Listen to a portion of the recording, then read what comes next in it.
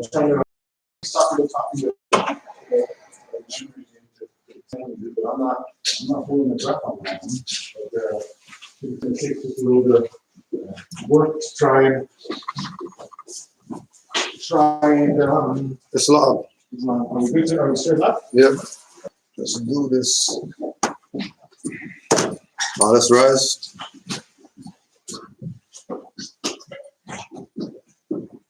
Father on the left, two on the right. Allah, Father of the universe. Allah, Father of the universe. Father of love. Father of love. Truth. Truth. Peace. Peace. Freedom. Freedom. Justice. And justice. Allah is my protector. Allah is my protector. My guide. My guide. And my salvation. My salvation. By night. By night. And by day. By day. With Holy Prophet. With Holy Prophet. Noble Jawali. Noble Jawali. Islam. Islam.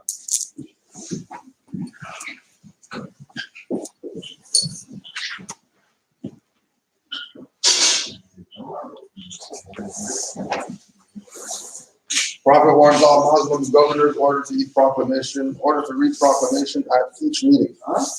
I hereby inform all members that they must end all radical, agitated speeches while at work, in their homes, or on the streets. We are for peace and not destruction. Stop flashing your cards at Europeans. It causes confusion. Remember, your card is for your salvation. Failure to obey these orders will be of severe consequence. We are for love, truth, peace, freedom, and when these principles are violated, justice must then take its course. Any member or group of members who hold malicious feelings toward the temple or the prophet, or violate the divine covenant of the Moorish movement, will receive their reward from Allah for their unjust deeds. All true Moors will and must obey the law as laid down to them by their prophet. If they lose confidence in their prophet, they should turn in their card and button, cease wearing their turban and fez, and return to the state where I, the prophet, found them. This is a holy and divine movement founded by the Prophet Noble Jawali. And if the prophet is not right, the temple is not right.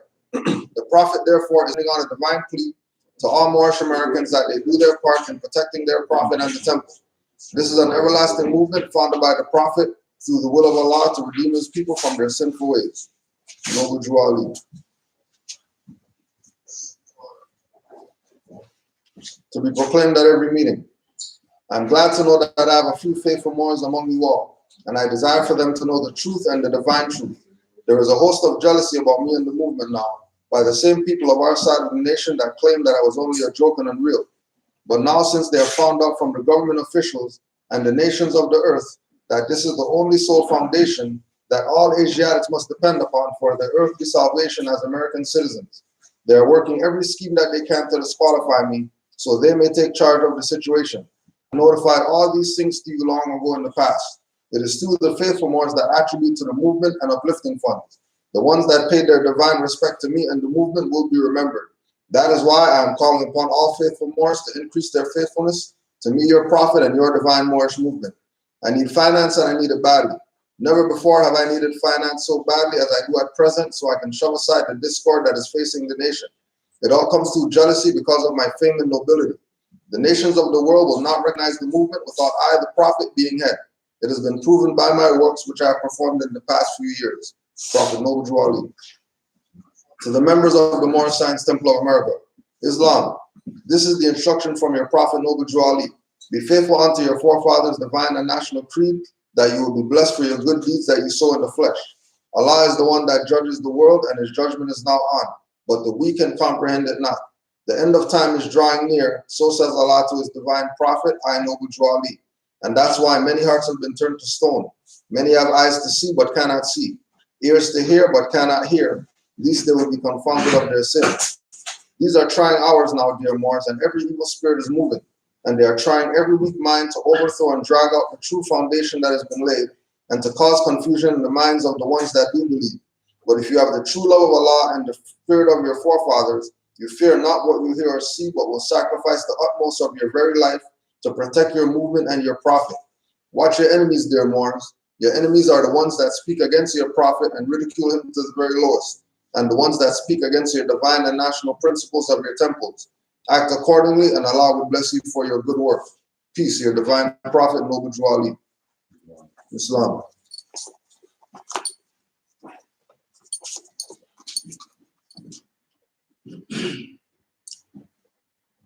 We wanted to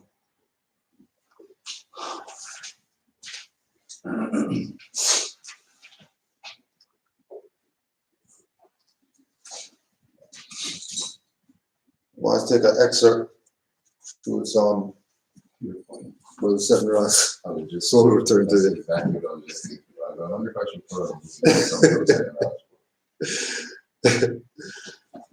In case you want a work in progress or work in progress by Brother Seton Ra Bay.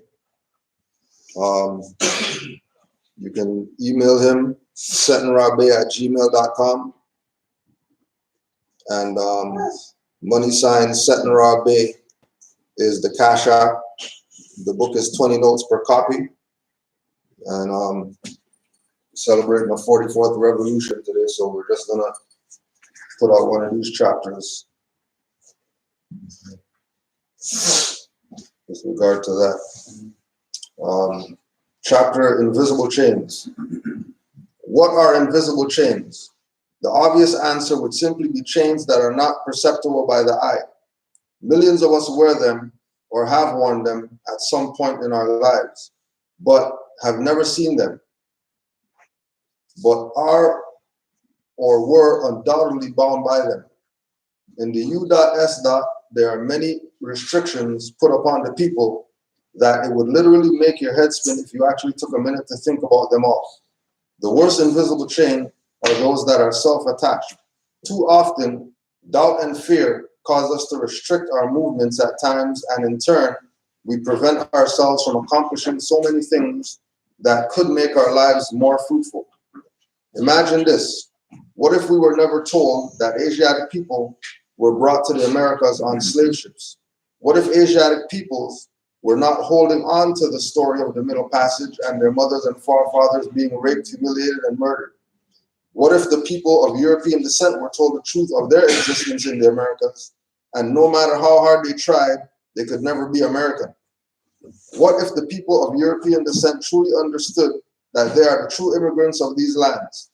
Could you imagine wearing some of the invisible chains you are wearing now, knowing some different truths? Asiatic people, because of the stories they've been given from the past, can only see but so far back in time. Most Asiatic people go back to 1620 and learn of the very distorted history. What was their story before 1620? What of the Asiatic queens and kings of the many empires they ruled over? What of the many sciences they mastered and taught to the world? What of the many great inventions, institutions, building arts of people of Asiatic descent that roamed the planet Earth? What if all Asiatic children learned at a young age that it was their mothers and fathers that taught the world astronomy, astrology, biology, chemistry, alchemy, arithmetic, geometry, and every other science known to man? Could you see them still wearing those same invisible chains? Now, if you knew of these truths, would you still restrict your movements and your mental, or would you remove the invisible chains and begin to have a more fruitful existence? Society bounds us enough with a myriad of restrictions. We as a people have no room for self-bounding, but the sad reality is we do. If you could go to the busiest part of your town and park your vehicle anywhere, you would choose to park it, would you? Of course you would. But because of invisible chains, you can't, or you're risking being sued by the corporation for taking off your chains. I'll say this and then move on. Revolution always has and always will come from the people. When people finally realize they're wearing chains and take them off.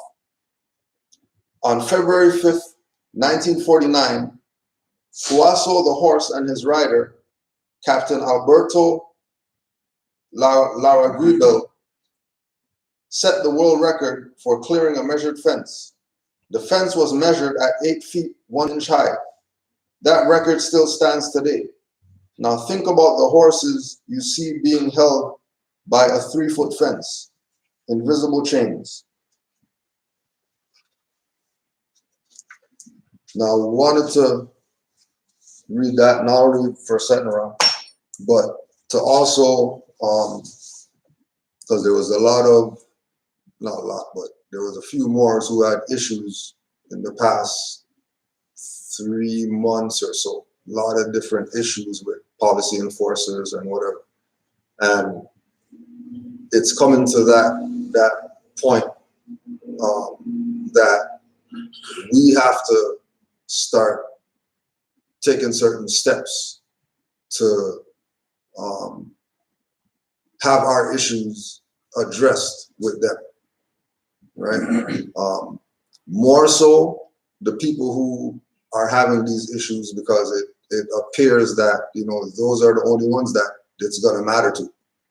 You know what I mean? The people who aren't committed on that level to even sacrificing certain things in order to try to get their situation, life, or whatever better, they're not going to see the benefit.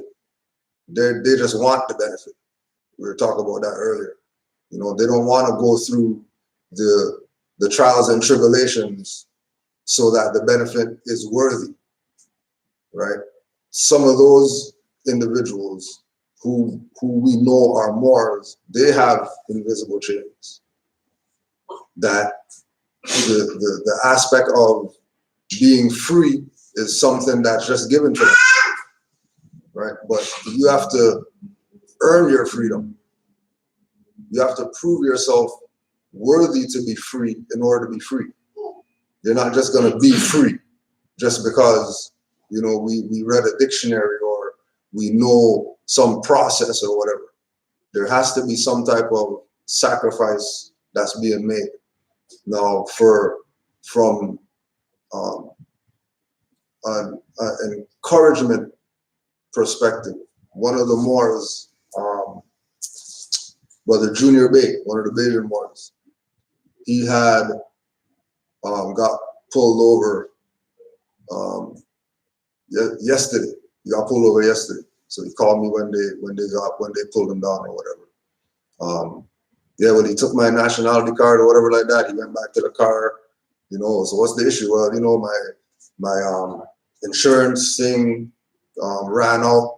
I forgot to call the people or whatever, and the plate expired. So I think they pulled me down because of the plate or whatever like that. So that was early in the day, maybe like early afternoon or something. So I didn't hear from him. So I was like, shit, another one again. So I called him back or whatever later on in the night, and he was telling me about some other thing. And I was like, yeah, that's not what I was calling you about. I was calling you about the thing. I was like, man, that's done so long ago or whatever. These people he saw the stuff. He went back to the car. He called whoever. Man came back, gave me back my stuff, and gave me a summons to go to court because he just has to give me that. But there was no issue. Let me drive off. Didn't ask for a license, didn't ask for a birth certificate, didn't ask for any type of corresponding anything or whatever. Actually let him travel. Just let him travel. Right? So part of it with him, just building with him, is that he's not in the mindset of invisible chains. Right? His chains are off. Right? He's not thinking about if they stop me or when they stop me or whatever. All he knows is that he's a Moor, and whoever he engages is just gonna have to accept that he's a Moor, and that's that. Whatever it is, whatever happens, you know what I mean, is gonna happen because that's just what it is, right? And then on the other side of it now, there's individuals who, these people, it's almost like a profiling now, that they know who they are, they know that they're going to be exercising their rights, and they're going to put their little things in place so that anytime they stop them, they hinder their activity or hinder their movement. And this is where it's the part of where are we at with regard to how we address these things with them, because we can have Moors get tickets or whatever like that and fill the courtroom and stuff get dismissed, and or they railroad Moors and still do whatever they're doing, and that's that. But outside of even all that, there has to be certain steps that we have to put our heads together and say, okay, you know what? For regard to this matter, let's approach it this way. Let's all write to whoever is this individual, right? Or let's go to their office and knock on the door and have a conversation with them. Or if we all sent writs to them and they defaulted, let's all put in $20 and file a class action lawsuit against them, or whatever it is, whatever the activity is. You know, and this is part of the thing with town halls and meetings and things like that, so that those are the things that we're discussing as far as our activity or what we should be doing or how we should approach certain things. And again, that's only gonna happen with the people who are completely committed to this aspect of the nationality and birthrights part, right? Not just coming to the meetings and sitting and getting our questions answered and going home, but after that, taking necessary steps so that, you know, in our dealings outside of this building, it's just like we're in here, no issues, right? So the concept of the invisible chain is something that even Juali talked about in the Divine Warning and certain things that we're gonna be going through today. And us finding that place where you know, we know that we could commit to this on a certain level. We know that everybody can't commit because of the occupation and certain obligations that people have. You might not be able to commit 100%, but the 20% or the 40% or the 80% that could be committed, that it's committed in us getting certain things done on a grander scale than just our little issues we have. You know, and I think that once we put our attention on some grander things to get done, then all the other little things would get done as well, because we would have the energy going towards the grander ideas or the grander obstacles that we have to overcome. And again, with the Moors who have been exercising their rights, and it's a battle with the individuals that we're dealing with in question that are occupying. You know, the battle is part of the lesson. You know, anybody who we call master, teacher, or whatever, they had to go to court for something. They had some cuffs on them for something. Some of them even got put in the cell. Some of them even got assassinated for this. So it's been a battle with this. You know what I mean? They killed Noble Drew Ali, so it was a battle in this. They took their battle there. And there's still people here saying that they're Moors. And they thought they did the job by getting rid of him. So there's something that you know, ancestrally we're connected to this. You know, pre-Noble Drew Ali, we're connected to this. This is not, we came into some information and, you know, the information was good, so that's why we're saying we're Moors. We're saying we're Moors because we've been Moors in other lifetimes that we were on this planet as well. You know, we're coming back to the realization of who it is that we were anciently. And we know that everything else is based in fiction, right? And again, with regard to, you know, us battling these people, that's That's the only way you know that you're doing something right, when you get challenged. If you're not challenged, you have people out here doing all types of colorable activity, calling themselves all type of stuff, and they let them do it. It's no issue. As soon as a Moor says, I don't want a license, now they got six cars coming up and all that stuff because I don't want a license. That's what you guys going nuts about. Yeah. Or we go to court and then they empty the court or whatever like that just because we're there. They tell us go sit down and wait for last just so nobody can't hear what we have to say up in there. Or they bring a separate room or whatever to put us in, and it's just us in there. Obviously, these people are hiding us from the public, which again lets us know how important our public presentation is.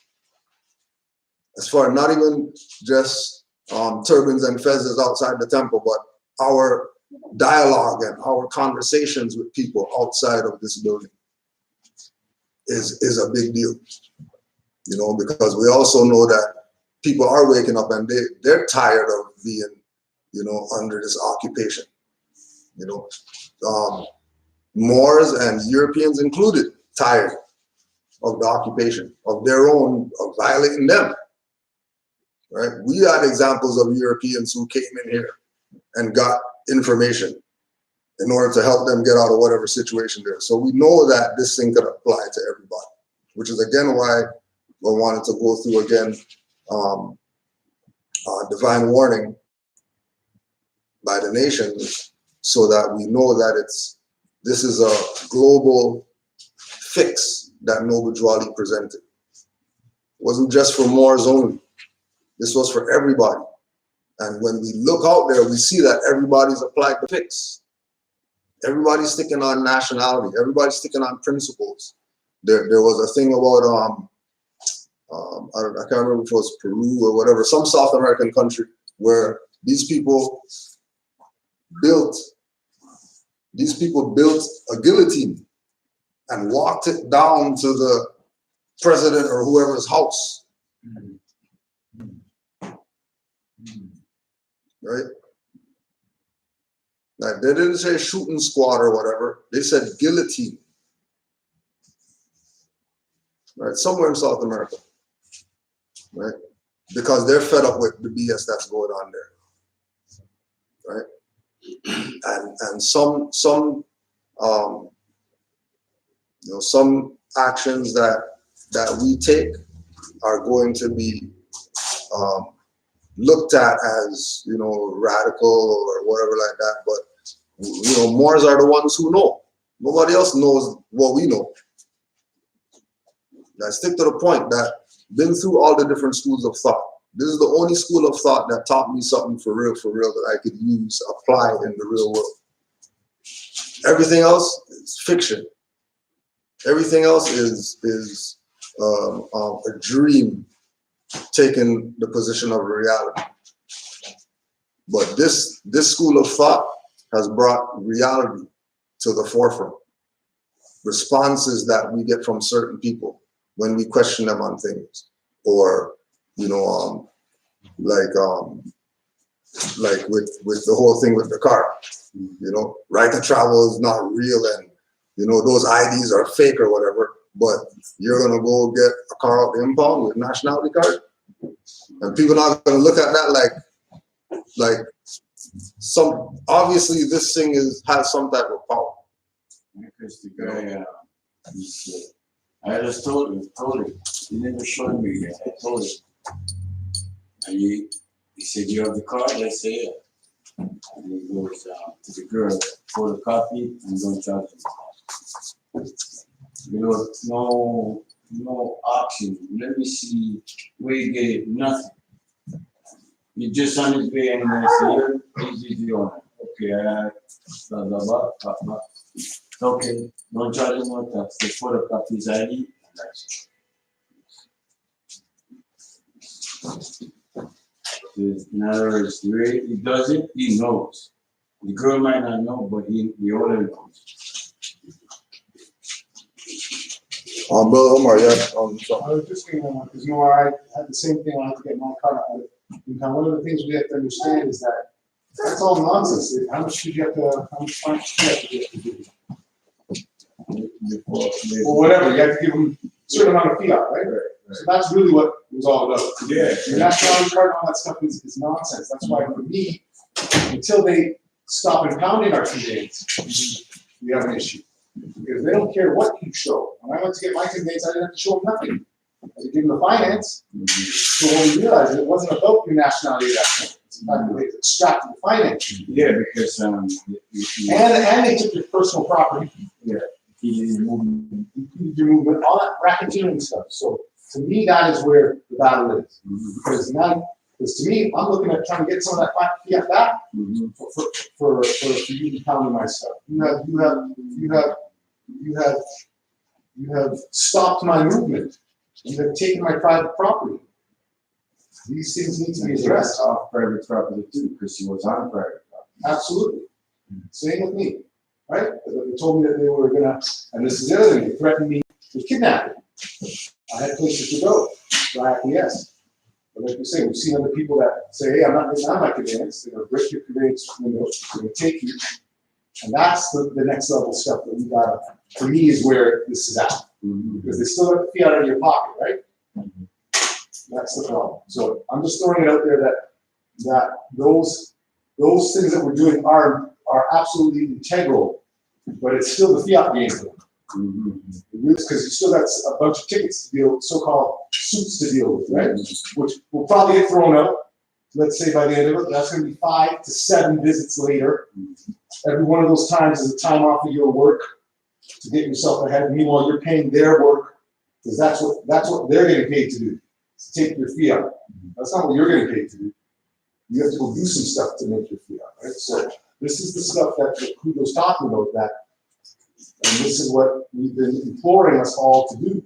Which is at a certain time, we've got to come together collectively and to start really hitting this. But that's going to take that next level stuff. This is some of the stuff I want to take to Kudo. We're going to have to be cold some days. We may not be able to eat a couple of days. That's the level of, that's where we're at right now. That's the next level stuff we got to be at. We may have to take a week off of our slave to go deal with these people on a day-to-day basis. Right? Most of us aren't willing to take those things. We got to be showing up to our meetings. I'm not saying us, but I'm saying you know what I mean. But that is where we're at, and that's the step. That's the next step. That's the next 2 steps that we got to take. That's the step where no withdrawals on counting on you might pay for more. That's right. It's counting on us, so we don't need to just have to get together. That's right. You know we are few, he knows it, that's why I specifically said it, and I think that's what it is. You can quote Settenroth, who said, it's really about us getting organized. Yeah. So, I like to put it in terms of you gotta leave our work to go to somebody else's work so that you can save. Like when I'm ready, and I put that right together, I feel those are the verbatim that I want to put. I've got to leave my place of work to come to your work so that you can get paid. But for me to leave my work so that you can get paid is causing me financial injury. So if you're not only that, you're getting paid is being paid due to their racketeering. It's not even like this is some kind of job or whatever. This is the job. This is racketeering. Yeah. These people should be going to jail for this activity. Right? The racketeering to live. Which is what the prophet told us anyways. It's a bunch of vampires.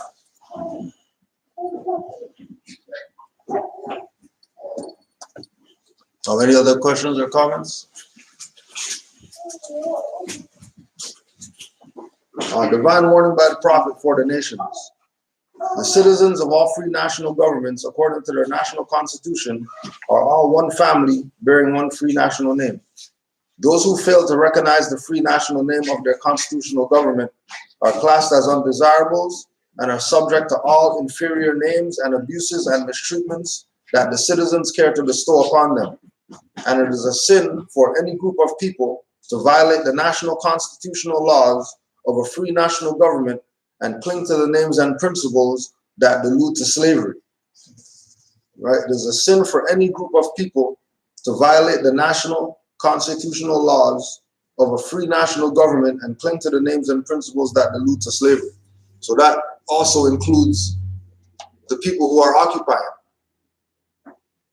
that the classing people as undesirable and mistreating them and giving them inferior names and abuses proves that they're national constitution violators, because they should be dealing with people based on national principles. They should be dealing with people based on, pull over or whatever the issue is. Here's my documentation. Here's my identification. It says a certain thing on it. That should eliminate their jurisdiction. But they're taking the position of continuing their activity, even knowing that they're violating. Like we've had highwaymen tell us that, yeah, we know you're right, but what do you mean? What do you mean, but? If you know that we're right, why don't you just do what's right? And again, this is that thin line between how do we deal with them? Do we put some funds in a pot and just go file a lawsuit against all these people? You know what I mean? Does it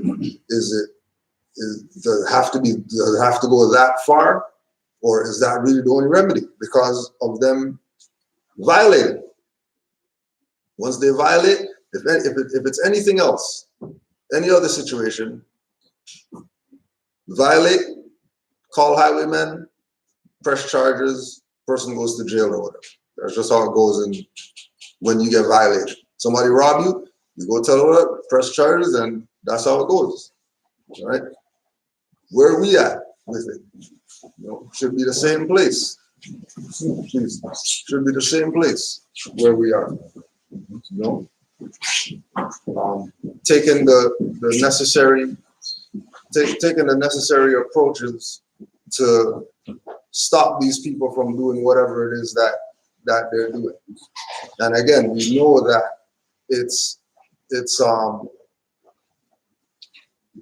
battle, it's an issue because of the occupational jurisdiction that is keeping us from having even time to do certain things, right?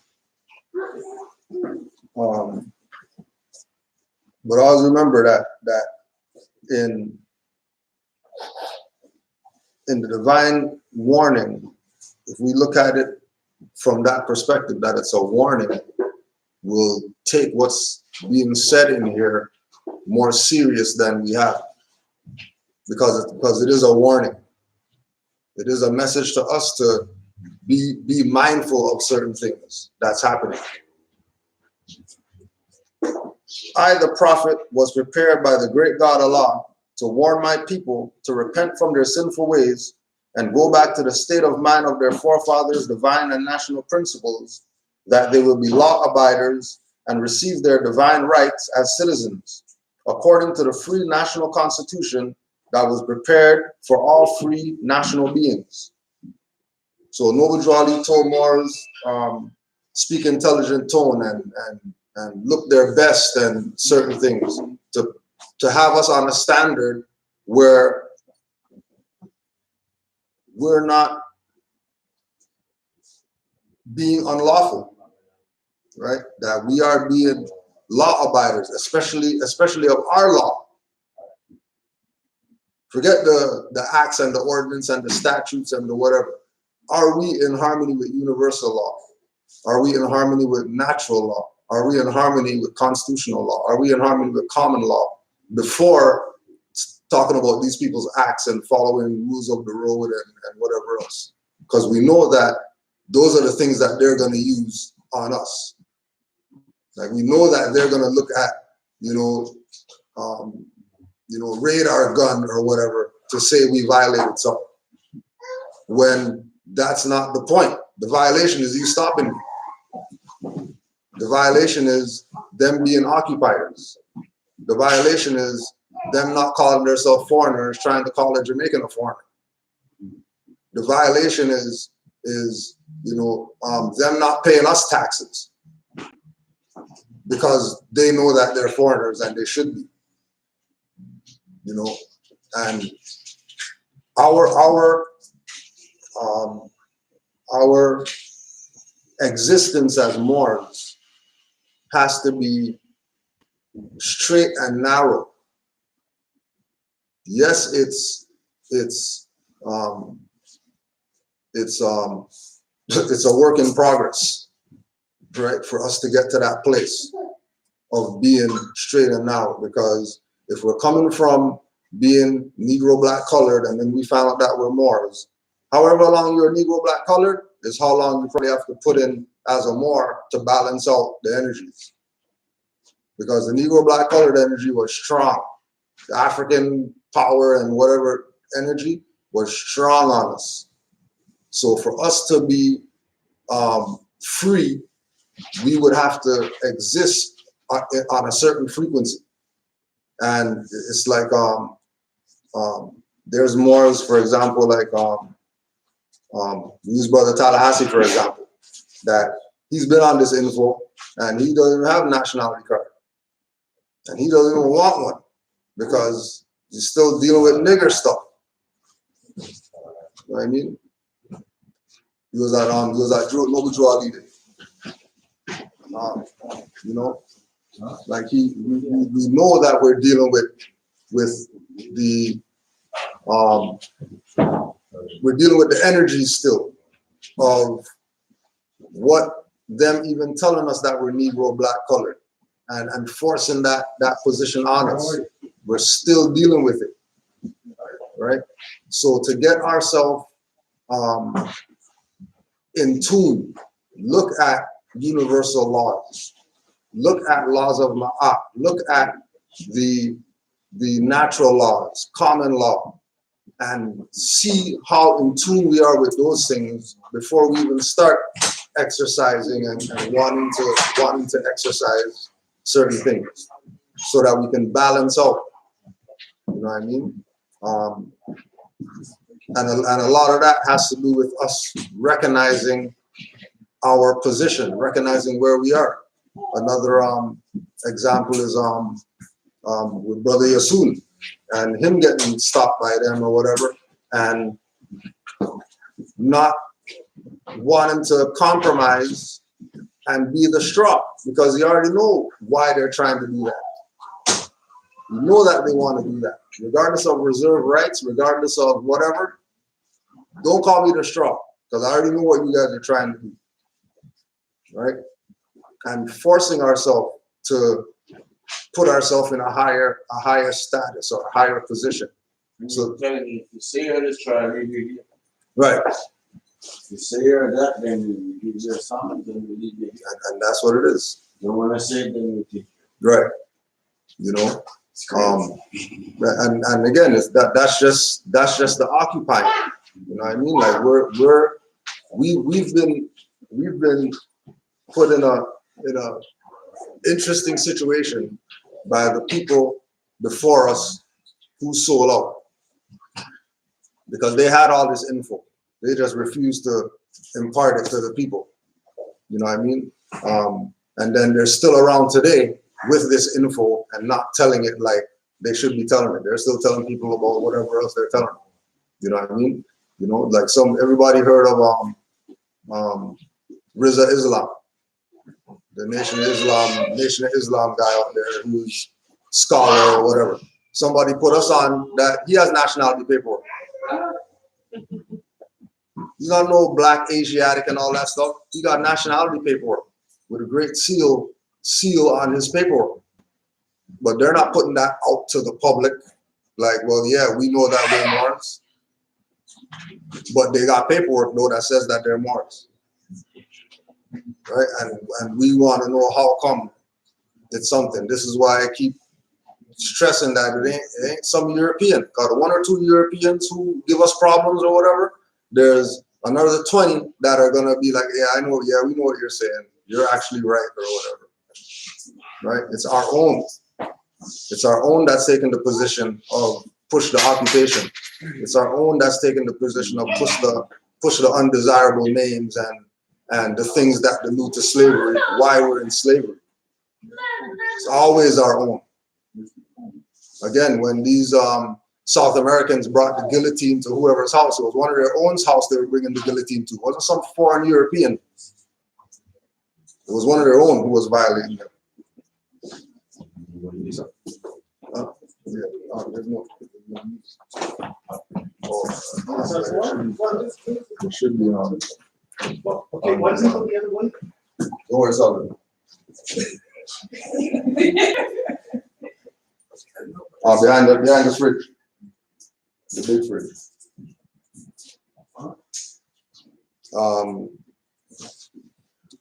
They are to claim their own free national name and religion. There is but one issue for them to be recognized by this government and of the earth, and it comes only through the connection to the Moorish divine movement, which is incorporated in this government and recognized by all other nations of the world.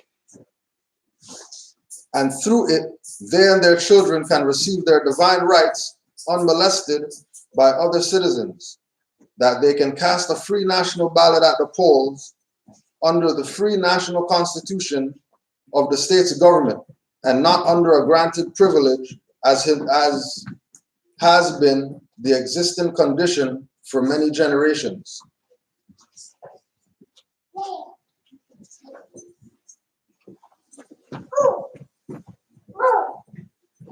There is but one issue for them to be recognized by this government and of the earth, and it comes only through the connection of the Moorish divine national movement. Right, so that connection is that we have a nationality. And because we have a nationality, everybody else is going to respect because they got a nationality. And again, it's not necessarily just the movement, right? Because the movement is part of the nation, and the nation is superior to the movement. Right? The nation is what this is about. This is why when somebody asked a question about, somebody sent an email about why do Moors say that the Treaty of Peace and Friendship doesn't apply to Moors or whatever, right? Because it's about commerce. It's about keeping Europeans at bay. Constitution is about keeping Europeans in check. Treaty is about keeping Europeans in check so they don't violate. But as soon as we stop enforcing it, we're not enforcing it because it's ours. We're enforcing it because that's what the law is. When we use again Brother Lanray's case, and he was standing on the fact that I gave them a license, that I gave them nationality card, but they were demanding a license. When he went to court, the judge said that the police violated his charter rights because he has a right to a national origin. He has a right to that. And he presented his national origin to you, and you people were prejudiced against him and told him he had to give you a license. When all you have to do is give 2 pieces of ID. He specifically said, not verbatim, but he pretty much said that it wasn't up to the policy enforcers to determine whether that identification was valid or not, because it wasn't Ontario issued or whatever. Once it had certain information on it, name, address, and certain other things, then it's regardless of whether it's issued by them or not. Right. So they should have accepted it. So that's why the Right. recommendation. Did you put in a counterclaim? No, that they dismissed all the, Yeah. because that's what, Because he was acting on defense, but did he go on offense too, so they can stop harassing our people? well, see, the thing with the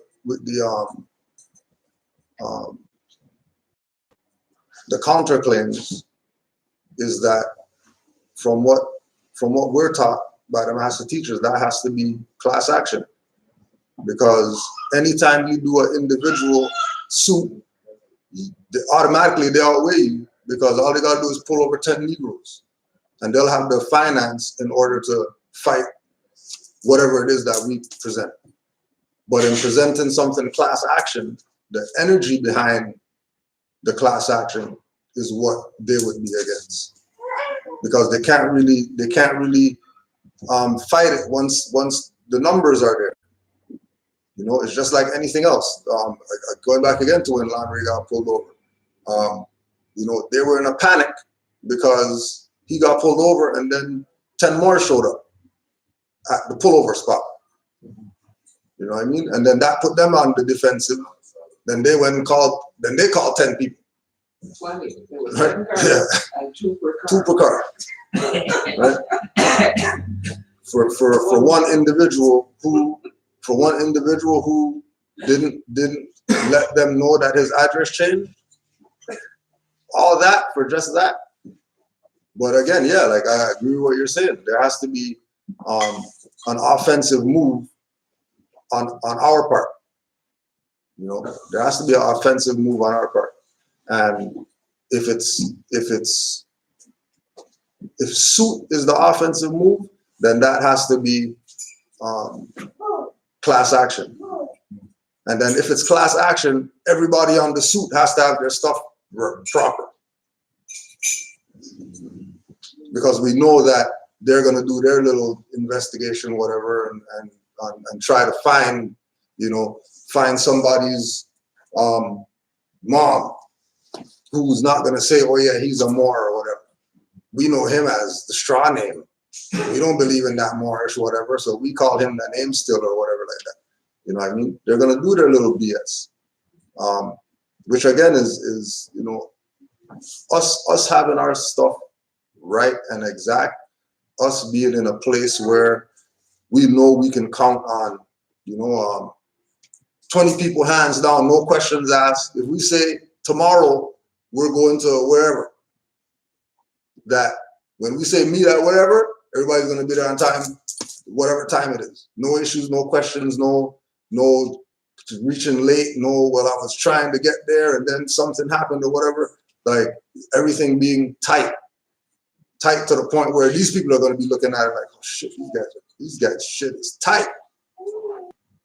You know, we have to get to that level for ourselves before making those offensive moves. Personally, you know what I mean? Brush up on everything that needs to be brushed up on. You know what I mean? And again, that's only going to happen with the ones who are in like that. The people who want to seek a benefit from this and all that stuff, they're entitled to. Ain't nothing wrong with it.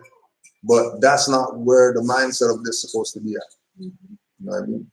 This is supposed to be at that place where we're exercising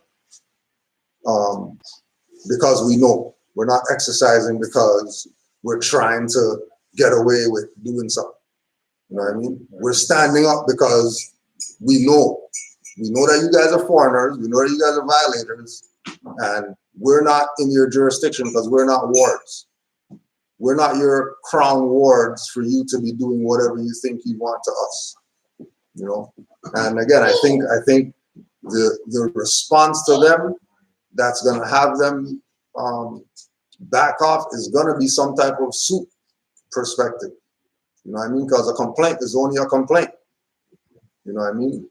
But if we hit them that way, it will have an effect on them. You know? Because nobody likes to be sued. Especially if the suit is based on, legitimate claims. But then again, we go back to the thing too, like who we going to sue. If we go into federal, then that's municipal's boys. Because all of them are part of the same corporation. You know? I think at the first level, we go after the mayor because he's the one who issues their licenses. Like, let's say they open up a township somewhere, remote, and they're hypothecating the area. In order for them to have a sheriff, marshal, deputy, or the police department there, they get that from the mayor of a neighboring city, right? Or somebody in Ontario. I think that person, that organization that issues these new departments, because if we send a complaint to District 47 and then District, this, that, and the other thing, it's straight up. But if we go to the mother hen that's laying these eggs, all these spider eggs, and we go after them, they can issue their own decree amongst their own to say it. Yeah. Right? Yeah. That's the only way it can be sealed. Right. So then, and again, mother hen is headquarters, all the headquarters and me. You know, because I don't even think they deal on that level, like notice the principal, notice the agent, and all that stuff. I think it's more hit them up directly. You know, and again, especially the mayor, because majority of us, it starts with some municipal Toronto police, whatever. You know what I mean? They're the foundation, and then it spreads out to all the other different jurisdictions or whatever. So those are some of the things as far as the activity that, you know, things like town hall and what should we do, you know, what type of activity could we do, and then implementing some of those things. You know, I mean, not just going to a police board meeting, but going to the mayor's office with our whether it's our intent to sue in hand or complaint about whoever's been violated and by who they got violated. But there has to be, I think, a more face-to-face approach because of the jurisdiction that we're in. You know, being it corporate for, you know, for the majority of the jurisdictions here. You know, whereas you know, different Moors in different jurisdictions, they can send some writs and get some responses because, you know, those states have constitutional obligations that if they get challenged, they have to speak on it. They can't, you know, sweep it under the rug or not say anything or whatever. You know, like I find that's one of the biggest issues that we have here with exercising certain things is that everything is corporate. You know what I mean? Like we have to look at some international body to deal with the municipal things going on here, but then the international bodies, first thing is, well, did you go through all the different jurisdictions before you came to us? Well, no, we didn't, because everybody's corrupt. Well, you just gotta go through the motions. You know what I mean? Like it's just what it is. You know, to cover all the realms and everything. Yeah. We do everything. Like we do the class action, but we do individually, we do everything. So that way, they can't say anything. They can't say anything. But once we go to that next, went from the bottom up, why you gotta go from the top down? Yeah. Right? Or we did that. We went from the lowest agent to the principal. We went from the principal back to the lowest agent. And then, we just sit back. We continue. Yeah. That's what they do. That's what they learn from us. Just to take back and move it and implement.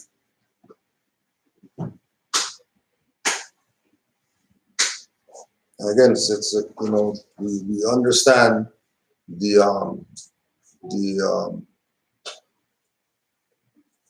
colonial occupational obligations that we all have outside of being Moors. There's everybody has something on some corporate level that we're dealing with, you know.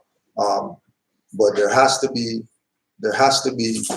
a prioritizing of our time, of our energy, so that we can make time to do certain things with regard to the obligations, because we already know the obligations aren't going anywhere. These people are going to have their foot on our neck right now until we get their foot off our neck. You know what I mean? And they know that we're getting to that place. You know what I mean? Being frustrated to the point to do something about it and not just talk about it. You know, Omar, you had something? Just,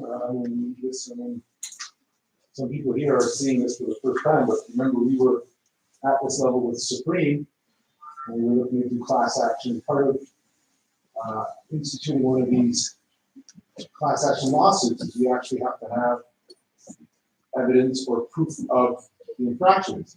And part of that was the transcripts, if you remember. Well, then getting the transcripts. Right. So that we could then, and then remember it sort of stopped because one of the Moors said he couldn't get the transcripts, and then that sort of put a kibosh. So Yeah. part of me realized that probably at the time when the foot was taken off of his neck, it wasn't a priority to him anymore. And that's part of the other thing that we have to start, as I was saying before, sort of beginning here, that this is going to be something where we're going to be uncomfortable. We may have to take time off work. But if we're going to go down this route, we have to be all in. Because it doesn't make sense for, some half-cocked or half-assed attempt at this. It's got to be all in or not on a certain perspective. And then all of us have to do our part to bring our stuff to the table, to create the class action lawsuit as well. Which means you're going to have to be spending fiat to get the transcripts. You're going to be spending fiat, do all that other stuff to get this. So that's part of it too, where again it's another sort of injustice from the perspective that we have to then continue to spend fiat to try and get some redress. What was the transcripts of them? Transcripts are when you're in the tribunal and they have been violating you, those things end up being recorded. So then you're supposed to take those things and then put them all together, bundle them all up, 10 of us, and that's where the essence of the class action comes in, because you have to have proof of the violations. And that proof comes from the transcripts. So like court minutes. What? Talking about court minutes. Yeah. Say it again? Court minutes. Court minutes, transcripts, right? Yeah. But that was what we ran into the last time, which was that we were starting to create a class action. This was all, remember, around the time of Rennie? Yeah. Situation, and Supreme went through that stuff, and we remember they were refusing to give him supposedly the transcripts, and then everything sort of just faltered. But as I said, some of us have been at this for a lot longer than others. But if we want to take the next step to this, is going to be the much more difficult step. Showing up here once a week on Sundays is the first step. The next step is going to be, hey, I may have to be taking days off of my slave to then show up to these tribunals. Of course, their guys are being paid for that, or being compensated for that. We're not. That's the other rub to this. That's the kind of level that we're going to have to get to. So before we sign on to this, we had better be fully aware of what it's going to take. And then add on another 20% to whatever we think it's going to be. So I would just say that because we've been down this road before. And part of the transcript issue too was that you can't go and get they have it set up now where you have to go to outside parties to get the transcripts. Like the court doesn't issue the transcripts anymore. You have to go to some outside agency that's charging you 5 notes a page or whatever. It's not like that anymore. They've got individual court transcript. What do you call it? No, they've got individuals that they've now outsourced it. So the court now, because they obviously have financial issues too, they've now outsourced it. So what will happen is they'll give you a list of people. You then call those people up. Those people then are instructed by you. They then go to the courts. They then get that stuff. And then you have to sort of contract with them to get your stuff. And that's how it's done. You used to be able to just go into the court, go up to a top floor, and they would do it. Now, for whatever reasons, Everything's outsourced. So I think, third party? Yeah, third party. Yeah, some third party. I mean, the work that we're doing is having an effect, or probably more importantly, the work that they've done is now starting to pull in on itself, where even the very courts themselves aren't able to be supporting its own. But I remember driving out to Highway 25 to go meet a lady The transcripts, the transcripts are, by the end of it, you have to get 3 copies, right? You have to get yours, the judges and the prosecutors. It's ridiculous. So by the end of it, you're looking at $100 a pop on those things. Now, obviously on some level that doesn't seem to be a lot, but on another level, as you continue to go through every step, because every time they're violating you, you're going to want to have proof of that. But then the issue for them is they're not going to, this is the rough truth, they're not going to accept anything that doesn't come through their people. Right. So even if you're recording it, Yeah, they're not going to accept the they're recording. not going to accept that As a record. as a record. So that's so you notice how they sort of got you boxed in. Okay, you want the transcripts? We'll give us. It's all about the finances. I have another question, but one was in regards to that. The minutes and having to acquire that, sure, like maybe at first we're gonna have to supply them with their fiat, but especially if we're on record telling them we're demanding a copy of it, and especially if they get the transcripts and anyone needs it and they don't have to provide that fiat, then we should, not for that reason, but we shouldn't have to supply that fiat either. And then second, in regards to Riversell, put in my mind is like on the bullion that they provide with the maple leaf, the DNA maple leaf, they've got on a Troy silver ounce coin, they've got $5 there. So if we're ever requesting any compensation from them, you can request it in that. Because they claim it's their dollars, that's their dollars, then I think we have to remember $5 at the lower levels, you're dealing with corporations. You're still in their veins. The issues to get it out of there, and that's what the issue is. We're going to have to go through the nonsense in the beginning to even get it to so-called Canadian federal level, which would still be a de facto nonsense, right? It's really then it's going to have to move out of this venue altogether. It's going to then have to be sort of in a so-called American, let's say, federal Article 3, blah, blah, blah, right? Probably more importantly, it's going to have to go to the international court. Because remember, all of these people are involved in this. Before it goes to a certain level of international, a certain arena, shouldn't we call together the American states, the true American states? No, but remember, part of the issue is that Canada and the US aren't American states. Yes. So by if we're looking at that now, like going to them, what perspective are we going to them? Because you could only go to them to complain on members of the American states. But Canada and the US, even though they're signed on to the OAS, they're not American states. They're private European foreign corporations. OAS would be Organization of American States, Which would have been the governing so-called governing the United Nations of the Americas. Yes. But where he's right is that you've got Canada and America masquerading As American states. as American states.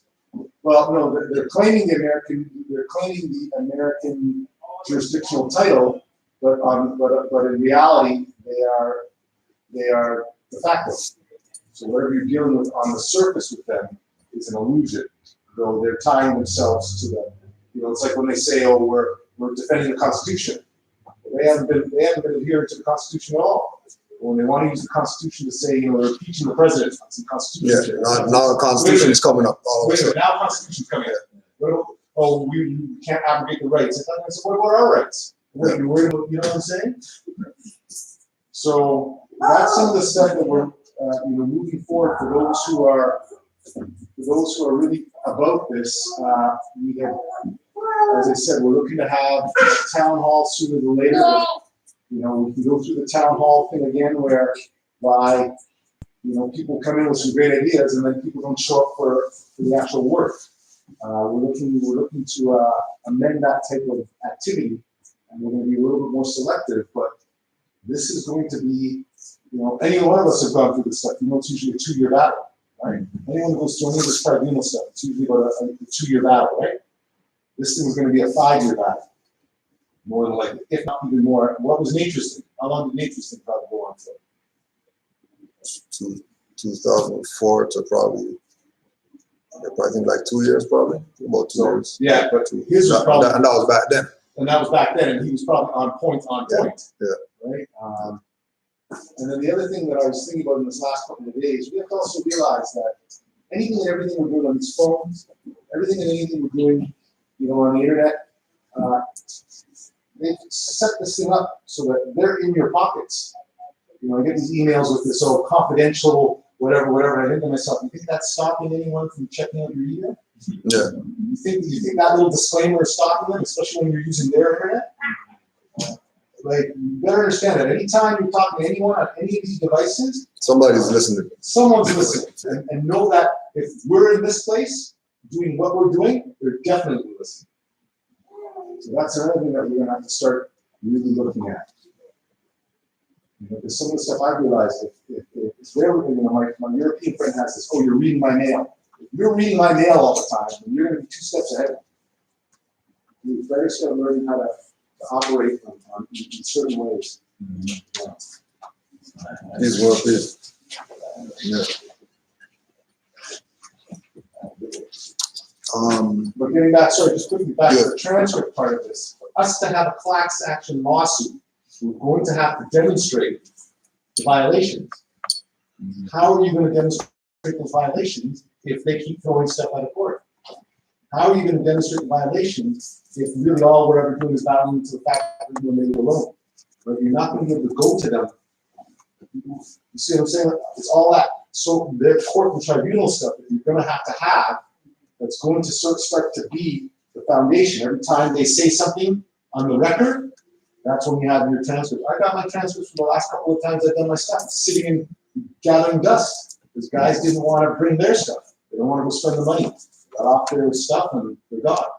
This is why this stuff hasn't been done. Don't think that we haven't been there wanting to get this stuff done. Then what happens is it only happens when people have stuff that's immediate to them. When all that stuff goes away, all of a sudden, the interest to do it goes away. Now, a big part of that is because we're on the slave and all that kind of stuff. And that's where my argument is, that we're never going to be able to get ahead until we can get a little bit of reading as well. It's Islam. Islam. Any other comments, questions? Back to Brother Basil's point.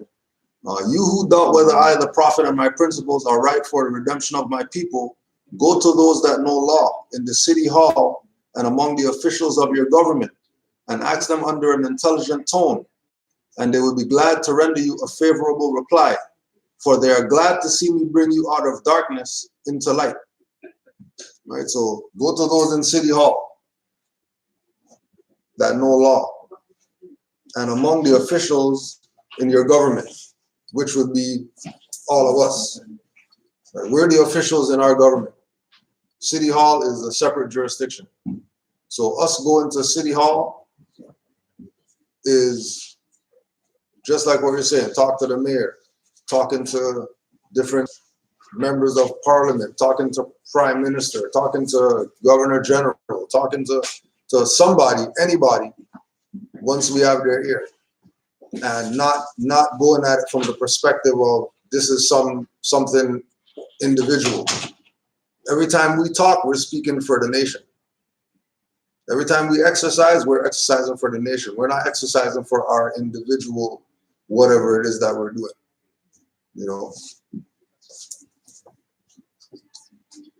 Money doesn't make the man. It is free national standards and power that makes the man and a nation. The wealth of all national governments, gold, silver, and commerce belong to the citizens alone. And without your national citizenship by name and principles, you have no true wealth.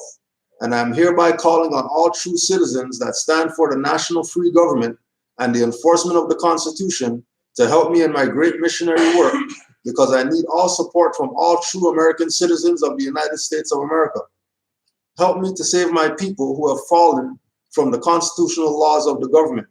I'm depending on your support to get them back to the constitutional fold again, that they will learn to love instead of hate, and will live according to love, truth, peace, freedom, and justice, supporting our free national constitution of the United States of America. There was another.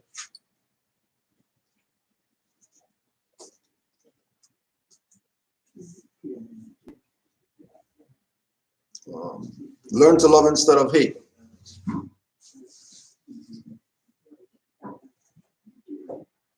And live according to love, truth, peace, freedom, and justice. Right, going back again to Brother Setonra's book, the chapter self-love.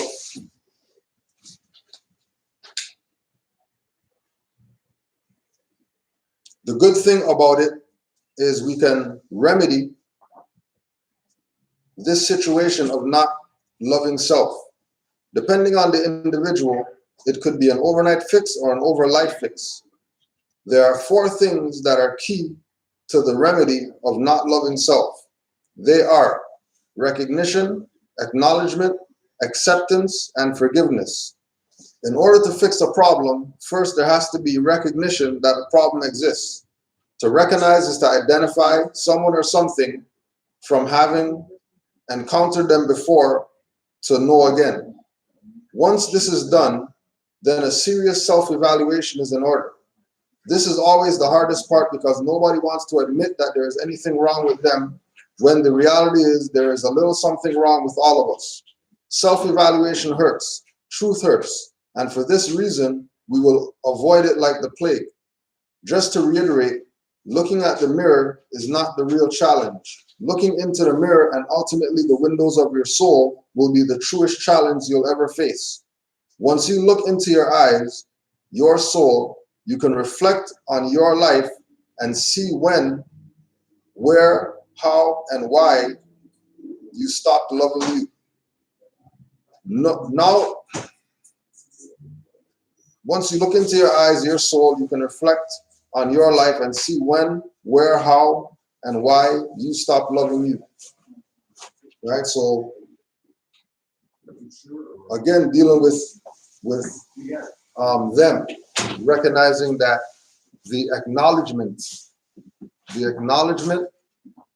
of the problem, the acknowledgement of the issue, the acknowledgement that, there's people out here that are occupying and they have certain powers that they exercise, that we have to accept that that's a reality, right?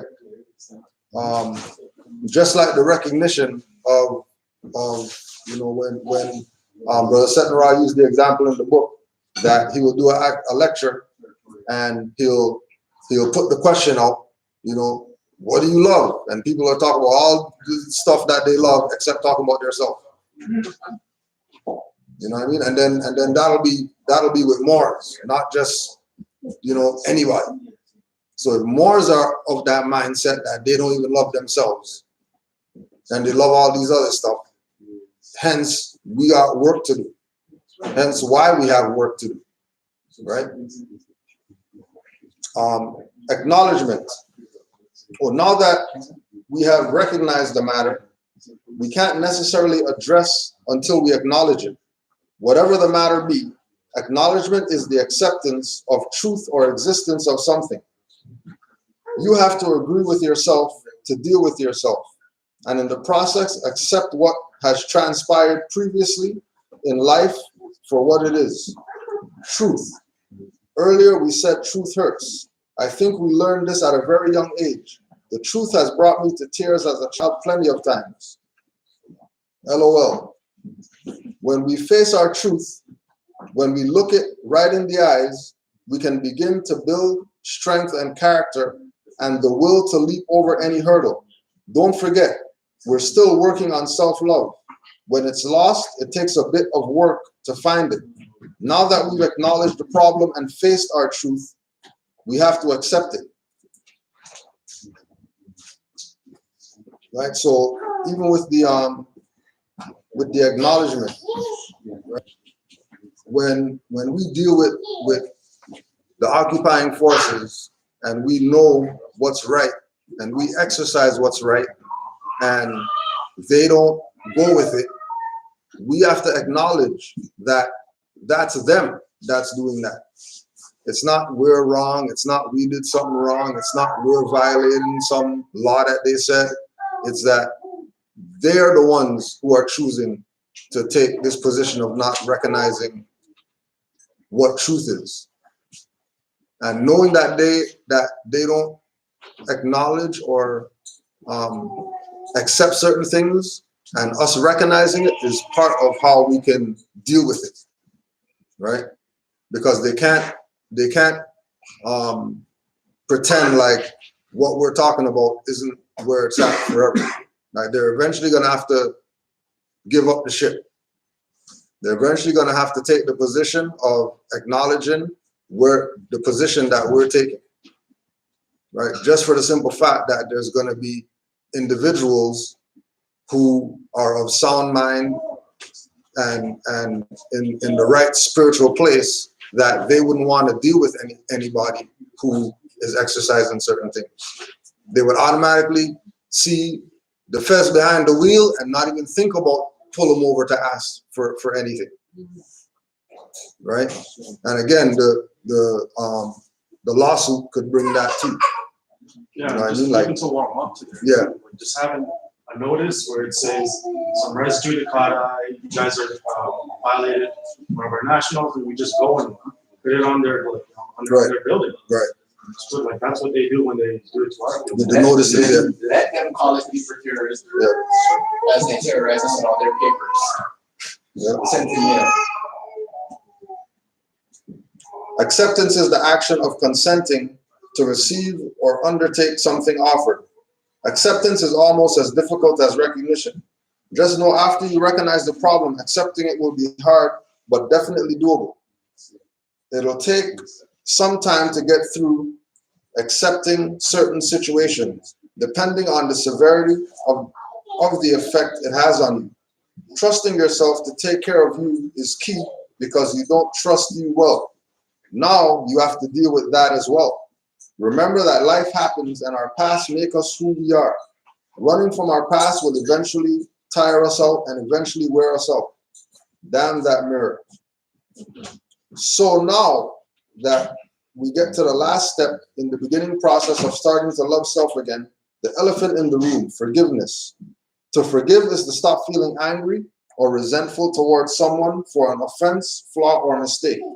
This may seem to be the hardest of the steps, but the reality is it's the easiest. You simply just have to decide to do it or not to do it. Whether it's yourself or the next person, you have to forgive. It's really as simple as deciding to forgive. In my walk towards self-love, I decided to address all the parties I felt contributed to me having the issue that forced me to build walls around and within myself, and even that I couldn't climb. Eventually, I realized it's much easier to take down the wall I erected as opposed to trying to climb it. I knew attempting to talk things out with people I wanted to address was futile because of my emotional state, so I decided to write letters and deliver them instead. There was nothing harsh in the letters, just facts and my truest, most sincere feelings. It didn't much matter to me if they read the letters or not. I did what I needed to do for me to free my soul. I wrote them and delivered them, forgiving them in the process of writing each letter and forgiving myself for carrying such a heavy burden for such a long time. Try this. Get a backpack and fill it with books. Then walk around the house for 10 minutes with the heavy load on your back. After the 10 minutes has passed, remove half of the load and see the difference. Your back will appreciate the relief. Now, carrying the load without a problem does not prove how strong you are. It shows that you're willing to carry unnecessary weight. Treat your soul like your back. Don't be afraid to forgive yourself or the next person. If you don't forgive and continue to carry hate, disdain, anger, or any other ill will toward yourself and other people who may have wronged or hurt you, those thoughts and feelings will consume you, and you can possibly cause sickness within you. It will cause you to be a cancer up to yourself and eventually cause a cancer in you. For your own sake and well-being, at some point, if you have to, scream at the top of your lungs and just let go. I'd like to close out by sharing an exercise I was given by someone years ago. Grab yourself a pencil and notebook, and for a period of 7 days, you must write out 70 times what you forgive yourself or someone else for once a day. It doesn't matter if you write the same sentence 70 times, that's fine. If it's all you have to forgive, just remember the key is to write, a work in progress. That's wrong. Islam, right? So again, with us living this existence, being Moors and having this degree of knowledge, we're gonna get backlash from individuals. It might be people who we know, people who we don't know. There might be people who are in enforcement positions, or it might be, whoever, just anybody, right?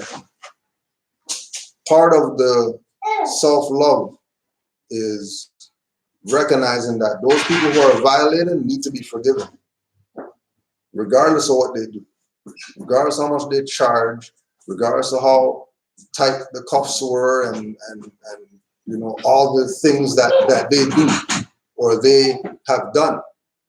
For ourselves, for us to be able to learn to love instead of hate, we have to get to that place of knowing that even the violators of certain things need to be forgiven, right? And like they say, forgive, don't forget, right? It's not an issue to forgive.